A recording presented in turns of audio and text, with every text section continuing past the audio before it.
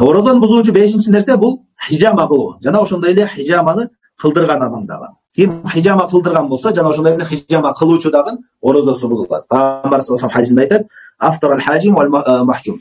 Хижама кылып аткан дагы, кылдырып аткан дагы орозосу бузулду дейт да. Бул жөнүндө башка хадис келген. Пайгамбар саллаллаху алейхи орозодо хижама кылдырды депчи.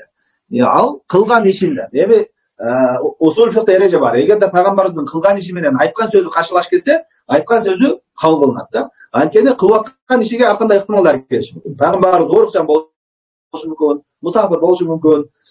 Бул сөзүндө айтып атат, ачык айтып атат. Ким хижама кылдырса, ал хижама кылганда, кылдыргандагы орозосу бузулат деди. Алымдар ушу хижамага салыштырып башка жолу менен да, хижамага окшош башка жол болсо дагы, эгерде арам кандарды чыгаруу, дененин кесиби менен башка жолдор менен арам кан чыгаруу болсо, ал дагы кирет деп айтышат.